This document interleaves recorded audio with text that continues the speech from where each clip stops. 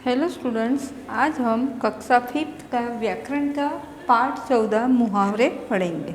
मुहावरे का अर्थ है, मुहावरे एक ऐसा वाक्यांश होता है जिसका अपना शाब्दिक अर्थ छोड़कर विलक्षण अर्थ प्रकट करता है। जैसे कि घर में चोरी हो गई और तुम्हें पता नहीं चला, क्या तुम घोड़े बेचकर सो रहे थे। मतलब कहने का मतलब ये है कि घोड़े बेचकर सो रहे थे। तो वो भाषा को थोड़ा सा अलग से मतलब उसका यूज़ करके हमको बताए। घोड़े बेच के सोना माने बहुत तेज नींद में सोना जाए, चाहे कुछ भी हो जाए, ढोल नगाड़े तगाड़े कुछ भी बज जाए, पर उसका कोई फर्क न पड़े। तो इसी प्रकार इसी में पुलिस आया है और घर वाले को बोल रहा है घर में चोरी हो गई और आप कैसे सोए हो, क्या तुम्हें घोड़े बेचकर सो रहे हो। मतलब कहने का मतलब घर में चोरी हो गई और तुम्हें पता भी नहीं चला कि क्या तुम घर में घोड़े बेचकर सोए थे। ऐसा उपरोक्त कथन में प्रयुक्त वाक्यांश घोड़े बेचकर सोना अपना शाब्दिक अर्थ छोड़कर एक विशेष अर्थ गहरी नींद में सोना प्रकट करना। अतः यह वाक्यांश मुहावरा है और वाक्यांश के प्रयोग से भाषा सजीव और प्रभावशाली हो जाती है। इस प्रकार जो वाक्यांश अपने सामान्य अर्थ को छोड़कर विशेष अर्थ प्रकट करते हैं उसे मुहावरा कहते हैं। माने उसको विशेष शब्द में यूज़ करके बोला जाता है। तो यहाँ पर ये दिया गया है, कुछ हमको मुहावरे दिए गए हैं जो हम रोज़ बरोज़ के उसमें कई लोग इसका हम लोग मतलब यूज़ करते हैं। जैसे कि अंधों में काना राजा, मूर्खों के बीच थोड़ा पढ़ा लिखा व्यक्ति। अंधों में काना राजा, काना माने जिसमें थोड़ी बहुत कमी हो, और मूर्ख हो जैसे अंध माने जिसको पढ़ना लिखना न आता हो, अनपढ़ न हो, मतलब अंधा माने काना है। यहाँ पे अंधों में काना राजा, सारे अंधे होते हैं, एक काना रहता है। तो इस प्रकार इसको किससे अपन ने मतलब यहाँ पर बताया कि पढ़ा लिखा व्यक्ति, जैसे मूर्ख भी है, मूर्खों के बीच में थोड़ा पढ़ा लिखा व्यक्ति, जैसे मूर्ख लोगों के बीच में पढ़ा लिखा व्यक्ति कैसा लगेगा, इस प्रकार से। प्रयोग 8वीं पास महेश अनपढ़ गांवों वालों के लिए अंधों में काना राजा है।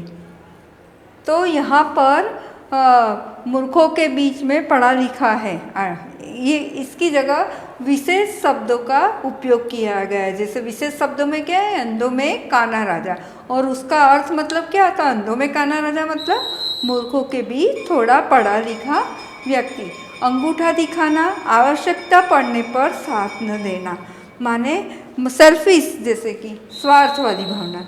प्रयोग शैलेंद्र के मुसीबत में फंसने पर उसके मित्र ने उसे अंगूठा दिखा दिया, माने उसके जब वो मुसीबत में था तो उसे ठेंगा यूँ करके चल भाग जाता है, इस प्रकार से। तीसरा, अपने पाँव पर कुल्हाड़ी मारना, अपनी हानि स्वयं करना। बेईमान रघु को रुपये देकर रोहित ने अपने पाँव पर कुल्हाड़ी मारी, माने जो नहीं देता है, जो बेईमान है, उसको देकर उसने अपना सारा चैन खो दिया।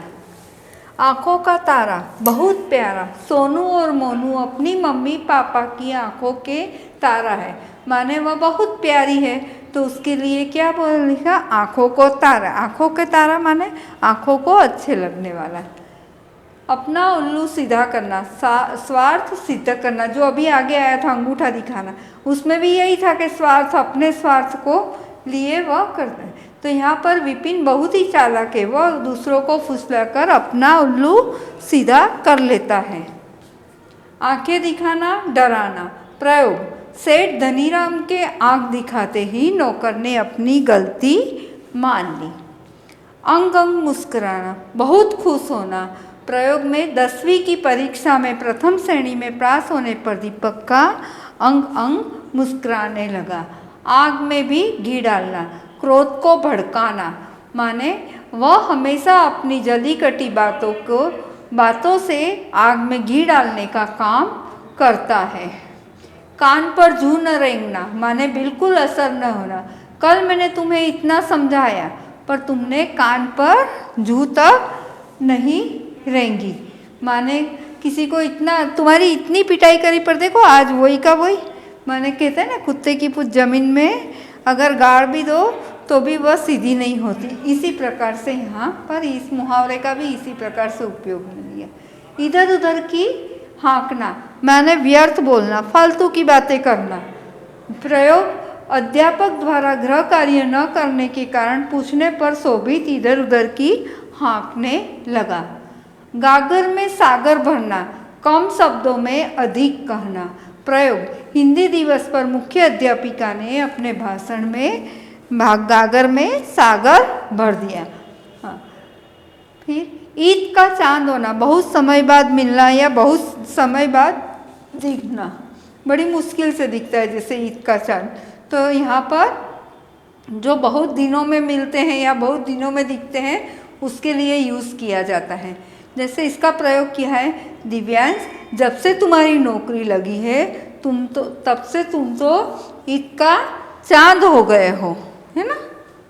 छक्के छुड़ाना, बुरी तरह से हारना। प्रयोग भारतीय सैनिकों ने सीमा पर दुश्मनों के छक्के छुड़ा दिए। चेहरे पर हवाइयाँ उड़ाना माने घबरा जाना। माने प्रयोग जब मोहित परीक्षा में नकल करते हुए पकड़ा गया तो उसके चेहरे पर हवाइयाँ उड़ने लगी। एड़ी चोटी का जोर लगाना, पूरी कोशिश करना।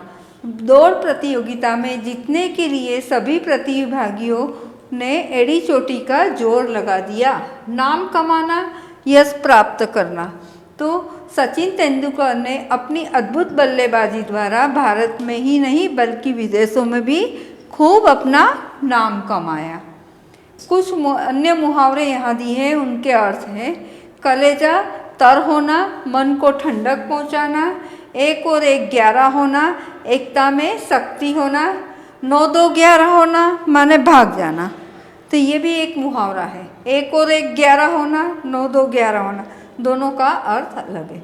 उल्टी गंगा बहना, रीति विरुद्ध काम करना। घाव पर नमक छिड़कना, पीड़ित को और पीड़ा पहुंचाना। आकाश में बातें करना, बहुत ऊंचा होना। खून के घूंट पीना, अपमान सह लेना।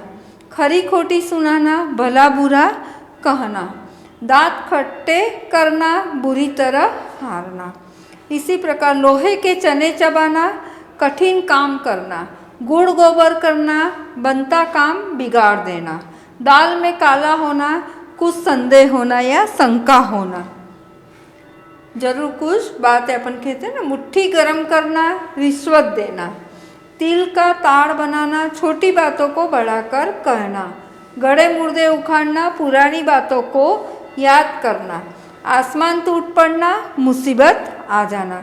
तो यहाँ पर कुछ मुहावरे के अर्थ और वाक्य सहित दिए गए हैं आपको, और कुछ मुहावरे के अर्थ दिए हैं, उसके वाक्य आपको करना है।